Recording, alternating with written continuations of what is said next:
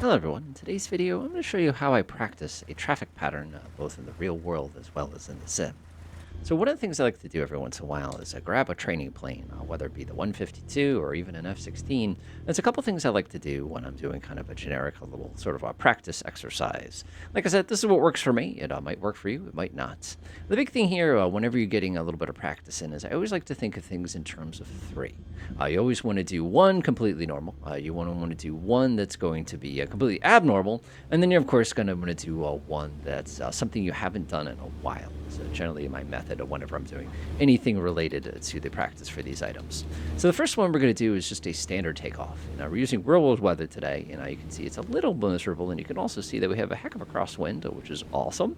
We call this Windy Windham for no reason at all. You wonder why. And we can see here that's going to make things very exciting for us because that wind is definitely not favoring this runway at all. We should probably come around the corner and take a land, but again, practicing crosswind landings is one of the things I'll practice.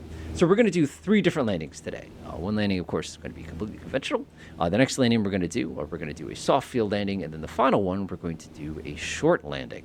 So the reason I like that is it's a really good spread, and it kind of keeps you honest. If I'm doing a stream or something like that, a lot of times what I'll do is I do that with whatever aircraft we're flying in that particular stream that day, just to make sure I've got that kind of basic fundamental kind of skills still there. And obviously, for working with helicopters, the concept is pretty much the same here. All right, so let's go ahead and enjoy our nice little relaxing turn. One thing you got to love about Wyndham is it basically lines up with the compass points, making it a little bit simpler. So basically, we just head south, and then we got to take a left and start coming through the basically east here, which makes it really, really simple.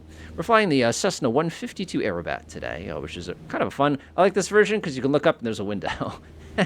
That's about the reason why I like this particular version. All right, let's do it. So this is going to be our standard learning landing first. It's the one you do about 1,000,000 times. It's going to be the one that is going to be the most straightforward. It should be the one that comes the most intuitive and the easiest to you. All we're really looking for here in this landing is that we basically hit all the numbers. We're just going to make sure that any weirdness that we're planning for, such as you can see that crosswind has absolutely got this aircraft and it's taking us for a ride. So I'm actually going to have to come to my right a little bit. One tip I always recommend too is when you're working on this, get your speed under control. You'd be amazed how much easier it will be to land. All right, looks good to me. We're a little fast. I'm going to go actually pull the nose up just a little bit, and then we'll go ahead and do a couple clicks of flaps. And now we're going to go ahead and enjoy our slow descent here. And again, you can see how fast these traffic patterns happen. So what we're looking for here is we're looking for the 3/4 points. And again, the nice strong crosswind from behind my head right now is actually going to push us towards the runway. So that actually makes this a much easier approach for us. And again, if you have a monitor, we're looking for about 45 degrees. There's 45 degrees right there. So you're getting nice and slow. This is a 152. You can definitely get away with that. All right, that looks pretty good to me. Nice. Like I said, nothing too crazy here. Comes our nice turn. This is basically going to be a downwind turn because of the incredible amount of wind that's coming out today. Go ahead and throw that throttle down again. We're just looking for the basics here. Nothing crazy. Runway 27. Oh my goodness. I've hit that piece of ground so many times in the real world. It's disgusting. Pretty good. We're a little high. Remember, that is an uphill runway. All right. Fabulous. Let's go ahead and pull it into final here. That wind's going to be dragging us to the right.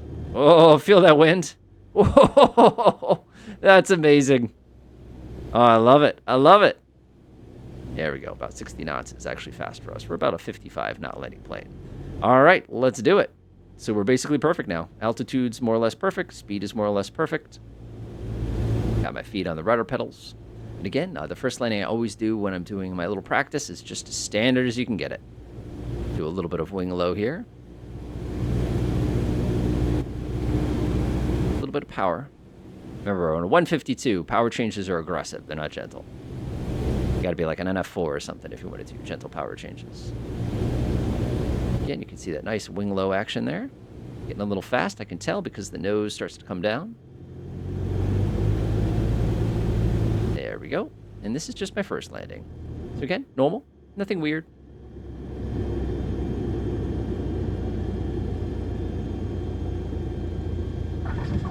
Nice. All right, let's go ahead and put that full power. Again, keep that aileron into that wind. Flaps come up. And now we're ready for our next landing. So that's usually the first landing I always do whenever I'm doing any traffic pattern practice. I always begin with, like I said, standard landing number 1. And And the advantage to that, of course, is that you just kind of do it a million times, and it makes it pretty easy. We needed just a little more aileron correction there to keep us lined up. This is a pretty strong one. So the next one I'm going to do today is going to be the soft field landing. And again, I like to practice those two kind of right after each other, because after you kind of, like, it's going to sound weird, you kind of can feel out the air. For those of you who play cricket, it's when you stab the pitch basically with your bat. That's essentially what I'm doing there, is like, okay, what's the air going to want to do when I need to come in for my landing there? And I can tell you again, that crosswind, pretty substantial. Again, real world weather today. All right, let's go ahead and get ready for the soft field. So soft field landings are great. The goal there is to touch the ground as gently as possible and keep the nose off the ground. That's kind of the combination of effects that we're trying to achieve here. Let's go ahead and line myself up here. This looks pretty good to me. Again, just enjoying this nice gentle climb. This thing is so easy to fly when you have this little weight in it. All right, there we go. Gosh, I'm getting like 1,800 feet per minute. That's fantastic. Now remember that crosswind. We're now across that crosswind now, so we have to actually bang out a little bit of that bank angle to kind of cancel it out. All right, there we go.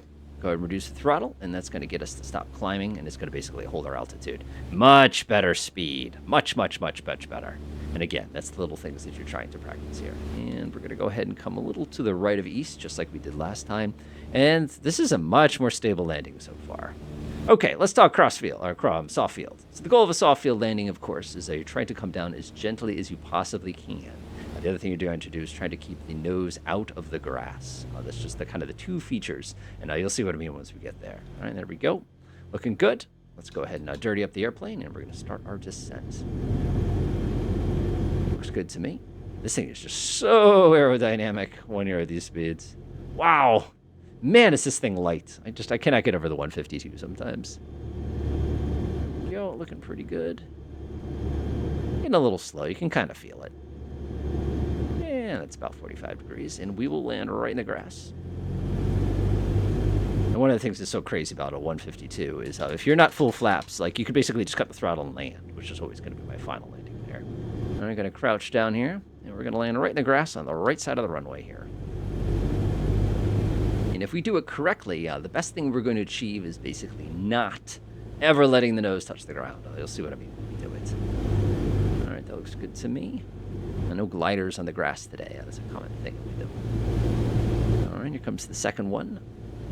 Landing number 2. Like I said, I like to round this corner off.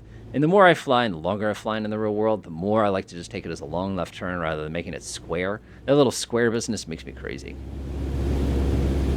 There we go. We're a little lower this time. All right, there's the grass. Okay, let's review. So we're going to land with a little bit of power in. We're also going to land and keep the nose off the ground. Our airspeed must be very low. All right, just like before, we're going to do wing low. That crosswind did not go away. Basically perfect right there. The thing is Flight Sim dampens your throttle settings. It just isn't like that in the real world. It's much more responsive. Gosh, that's a bit of a crosswind. It's okay, though. That's what we're here for.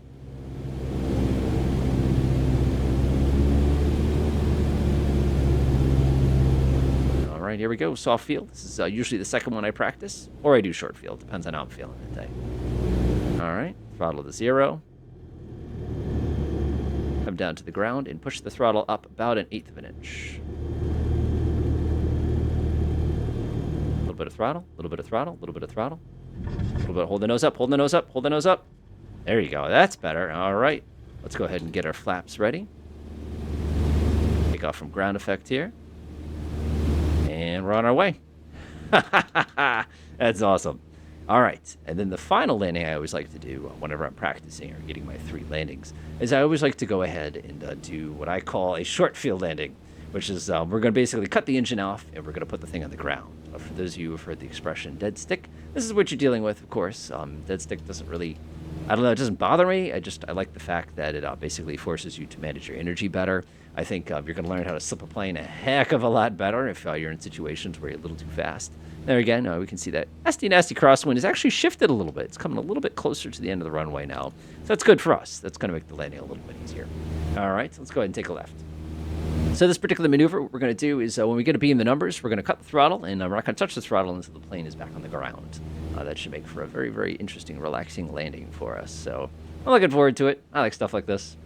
Just kind of fun to do the old school stuff, I like to say. Because one of the jokes there is, when I do flying in the real world, a lot of my real world flying consists of going from point A to point B, and that's it. That's just what you do.